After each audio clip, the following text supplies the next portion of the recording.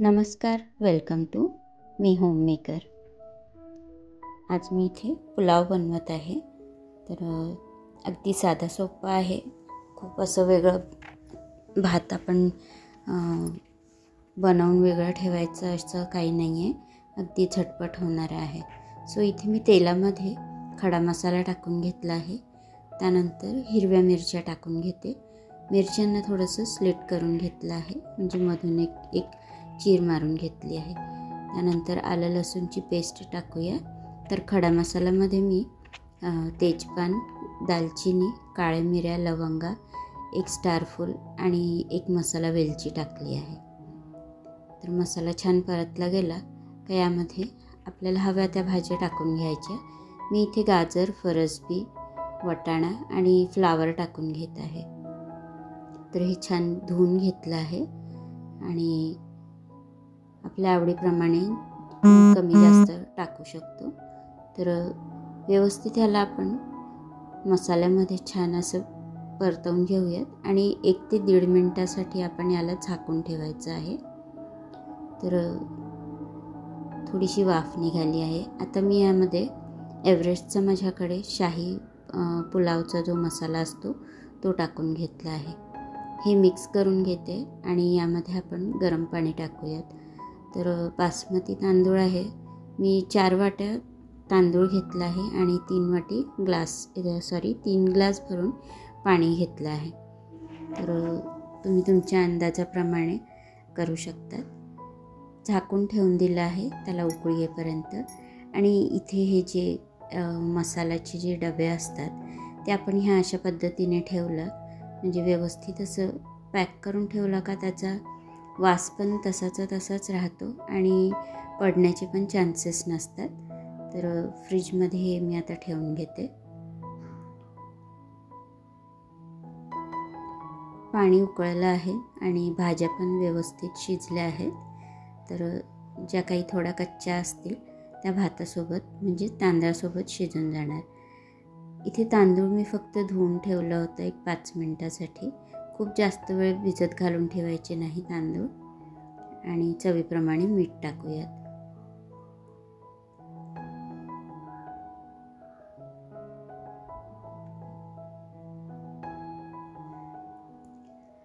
तर याला छान मिक्स करून आता पुन्हा मी झाकून ठेवते आणि पूर्ण भात होईपर्यंत आपण ह्याला असंच ठेवूया। थोडंसं गॅस स्लो करून घ्यायचं आहे। तर 7 ते 8 मिनिटांनंतर भात जवळजवळ रेडी झालेला आहे। बासमती तांदूळ तसं लवकरच शिजतो। सो इथे हा आपला पुलाव रेडी झालेला आहे। गॅस बंद करून टाकते आणि छान असं सलाड म्हणजे कोशिंबीर किंवा सॅलडसोबत हा भात खूप छान लागतो। तर मी इथे याच्यासोबत कांदा, काकडी आणि टोमॅटो वाढत आहे। अगदी झटपट रेसिपी आहे, नक्की करून बघा। आणि हा होता आमचा आजचा लंच। तर आम्हाला बाहेर जायचं होतं म्हणून मग हा असा झटपट पुलाव बनवला आहे।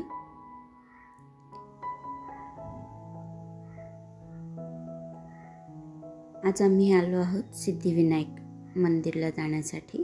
तर हा दादरचा स्टेशनच्या जवळचा आणि हा कबूतरखाना।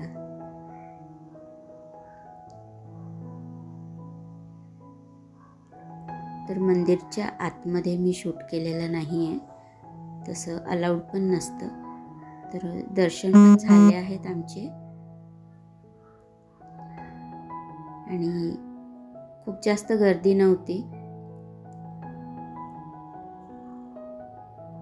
सो छान दर्शन झाले आहेत आणि आम्ही आता परत निघालो आहोत घरी जाण्यासाठी। तर फोटो काढणं तर कसं मॅन्डेटरीच असतं, म्हणून फोटो पण काढले 1-2। आणि आता हा दुसरा दिवस। तर दिवाळीची जे सगळे तोरण, लाइटिंग वगैरे ते काढायचे राहिलेले होते। आपण दिवाळीच्या 4 ते 5 दिवस अगोदरपासूनच या सगळ्या गोष्टींची तयारी करून ठेवतो आणि कार्तिकी पौर्णिमेपर्यंत तरी आपण ठेवतोच, म्हणजे लाईटिंग पण आणि कंदील वगैरे पण. तर कार्तिकी पौर्णिमा पण झाली आहे, एकादशी म्हणजे दिवाळी कधी संपली काही कळालंच नाही. सो म्हणून ही आता काढण्याचा टाईम झालेला आहे.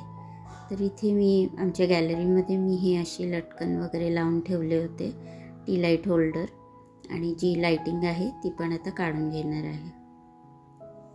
तर माझ्याकडे 2च मोठी अशी लाईटिंग होती. एक ही अशी पट्टा असलेली आणि एक दुसरी जी वायरची असते ती होती. तर ही पण बरीच मोठी आहे तशी, आणि यांना व्यवस्थित ठेवलं तर हे बरेच वर्ष टिकतात पण. तर हे मी सगळं असं दोऱ्याने बांधून घेतलं होतं.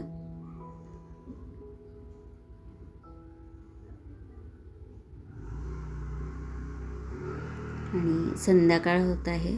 छान असं म्हणजे कॅमेरामध्ये एवढं व्यवस्थित दिसत नाही आहे, पण खूपच छान वाटत होतं संध्याकाळचं.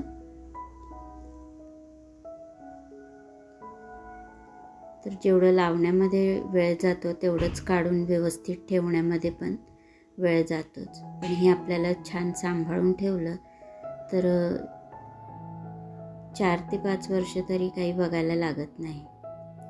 कंदील बाहेरच्या साईडला लावली आहे, तर ती काढायला जमत नव्हती म्हणून ती तशीच राहू देणार आहे, ती नंतर काढूयात. आणि ही जी दुसरी एक लाईटिंग आहे ती पूर्ण हॉलपासून ते किचन आणि किचनच्या बाजूला जो बेडरूम आहे तिथपर्यंत ही लाईटिंग होती. तर भरपूर मोठी लाईटिंग आहे ही, ती पण काढून घेतोय. आणि बाहेर पण जे तोरण होते ते पण. तर सर्व काढून झालेलं आहे. आता यांना व्यवस्थित पॅक करून ठेवणार आहे. आणि ज्यांना धुण्याची गरज असेल, म्हणजे जो बाहेरच्या साईडला जो दारासमोर लावलेला होता तो थोडा दिव्यामुळे थोडंसं काळं झालं आहे, तर ते मी धुवून ठेवणार आहे. आणि हे जे लटकन वगैरे होते हे थोडंसं धूळ झाली आहे त्याच्यावर, तर हे पुसून नीट ठेवून घेणार आहे.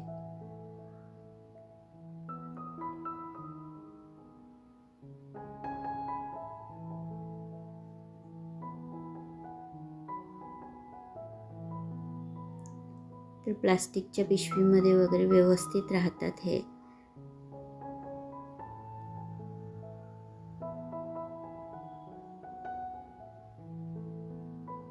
आणि नेहमी पूर्ण ठेवण्याअगोदर एक वेळा चेक करून घ्यायचं का लाईटिंग सुरू आहे का नाही. कारण मग नंतर आपण जेव्हा बिघडली असेल आणि तसंच ठेवलं तर मग ऐन वेळेला थोडंसं प्रॉब्लेम होतो आणि नंतर लक्षात पण राहत नाही आपल्या का लाईटिंग व्यवस्थित होती का नाही म्हणून. सो म्हणून अगोदर चेक करून घ्यायचं आणि त्यानंतरच भरून ठेवून घ्यायचं आहे. तर ही जी एक मोठी लाईटिंग होती ती मी प्लास्टिकच्या पिशवीमध्ये भरून ठेवली आहे. आणि ही जी पट्टा असलेली ही जी लाईटिंग आहे तिला असं गुंडाळून घेतलं आहे गोल. तर हे पण मी आता पिशवीमध्ये टाकून घेते.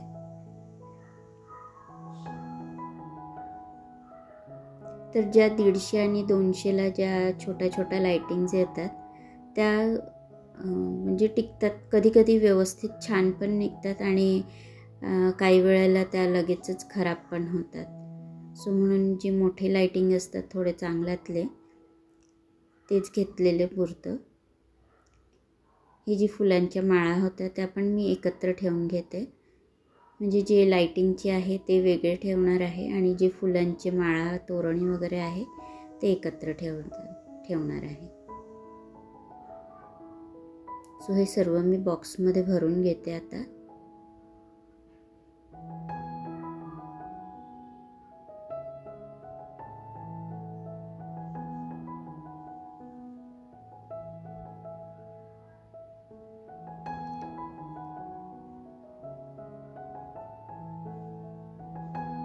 आणि सर्वात शेवटी याच्यावर लिहून ठेवायचं म्हणजे लक्षात राहतं आपल्याला का काय कशामध्ये ठेवलेलं आहे.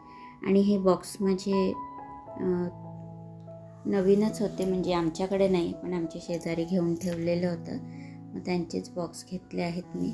आणि त्यामध्ये जो सिलिकॉनचे जे छोटे सॅशे असतात ते पण मी त्यातच राहू दिलं आहे. ही जी टी लाईट्स आहे हे पण यातच ठेवून घेते, म्हणजे लक्षात राहणार आणि परत मग नंतर आपण वेगळं घेण्याची गरज नसते. तसं दरवर्षी काही ना काही नवीन येतंच आणि आपण ते घेतल्याशिवाय राहत पण नाही. सो याच्यावर पण मी लिहून ठेवलं आहे.